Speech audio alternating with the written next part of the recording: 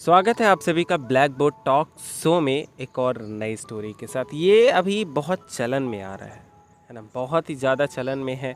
आपके अंदर भी है, मेरे अंदर भी, और आने वाली जनरेशन में भी ये बहुत कूट कूट के पहले से भरा पूरा आ रहा है। अब क्या भरा पूरा आ रहा है वो भी बता देते हैं। तो भारत में अश्लीलता को लेकर क्या है कानून?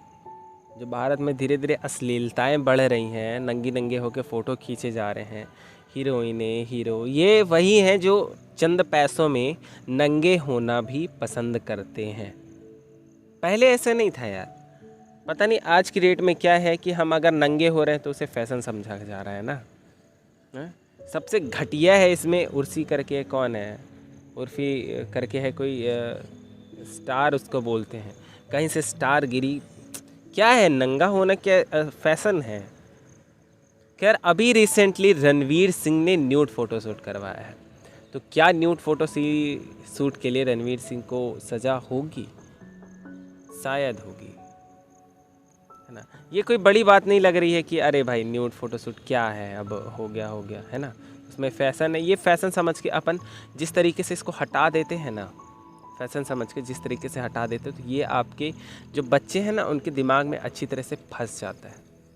ठीक है, आपको ये चीज़ें बहुत ही हल्की लग रही होगी कि क्या हो गया, ये लोग तो बड़े लोग हैं नंगे धड़ंगे। तो आपके बेटे या बेटी के पास भी फ़ोन है, वो देख के यही सीखेंगे कि ये अगर नंगा होके कर रहा है, ये स्टार बन जा रहा है, इसको पैसे मिलेंगे। तो वही सोच हमारे अंदर या अब बच्चों के अंदर भी जो जो नए नए देखते हैं उनके अंदर भी यही चीज़ आती है, और फैशन के नाम पे कपड़े उतारे जाते हैं। फिलहाल जैसे कि रणवीर सिंह के खिलाफ इंडियन पिनल कोड यानी कि आईपीसी की 4 धाराओं यानी 4 धाराओं पे केस दर्ज किया गया है। उसमें है 292, 293, 509 और 67 ए के तहत केस दर्ज हुआ है। शायद ये सब चीज़ें आपको नहीं पता होगी, क्यों ही जानोगे, क्यों ही बताओगे अपने बच्चों को, ये सब थोड़ी पढ़ाओगे। रट्टू तोता बनाना है खाली, है ना। वो अगर तुम मना भी कर रहे हो तो अगर उनके मन में आएगा क्यों, क्यों भी तो क्यों का आंसर दो ना। मना कर रहे हो तो उनका आंसर भी तो दो, क्यों रीज़न भी तो दो। तो मैं कुछ जानता हूँ इन 4 धाराओं के बारे में, कुछ डिटेल्स दे रहा हूँ।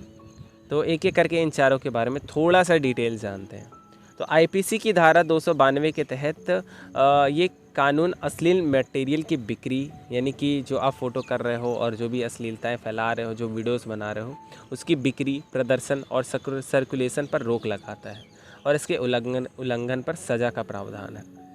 इस कानून के मुताबिक कोई किताब, pamphlet, paper, writing, drawing, painting, representation, figure या कोई अन्य चीज़ अश्लील मानी जाएगी अगर वह कामुक है या कामुकता बढ़ाती है। साथ ही अगर ऐसी चीज़ों का प्रभाव ऐसा है जिसे पढ़कर, सुनकर और देखकर लोग भ्रष्ट हो सकते हैं तो उन्हें अश्लील मटेरियल माना जाएगा।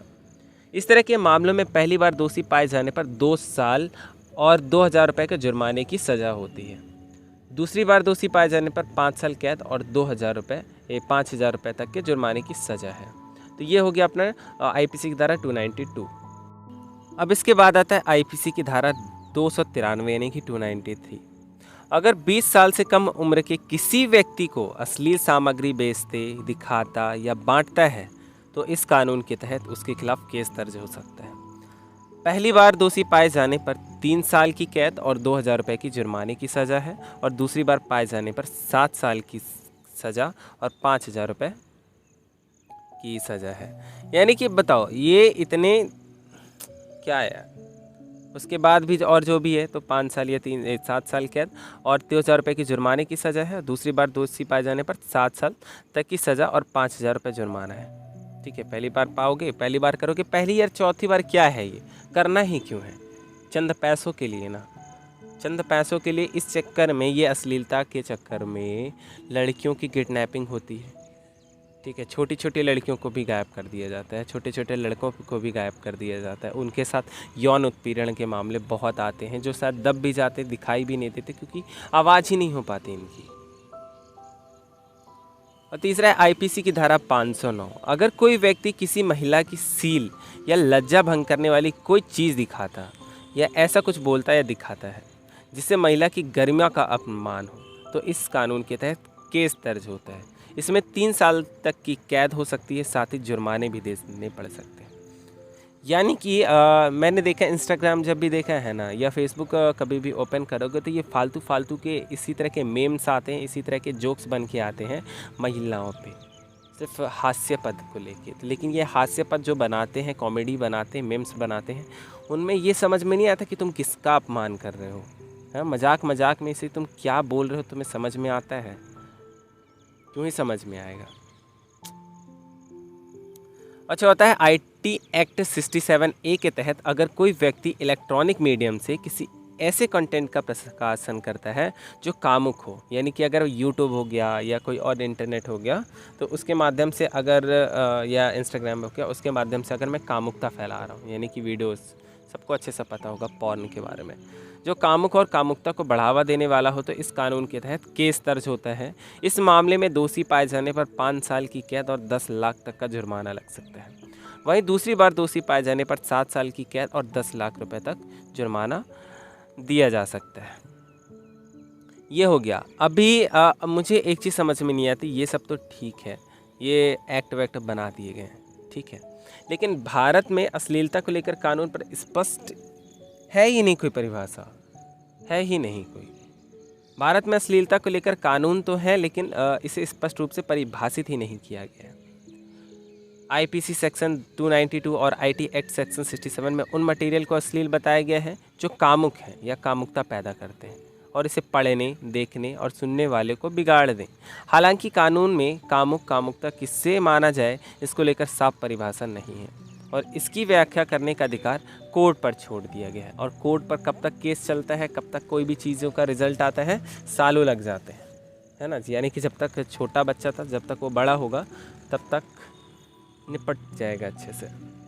भारत में 2014 में सुप्रीम कोर्ट ने Avik Sarkar versus state of Bengal case की सुनवाई करते हुए कहा, अश्लीलता के सवाल को उस संदर्भ में देखा जाना चाहिए जिसमें तस्वीर दिखाई गई हो और वह मैसेज जो वह देना चाहती हो।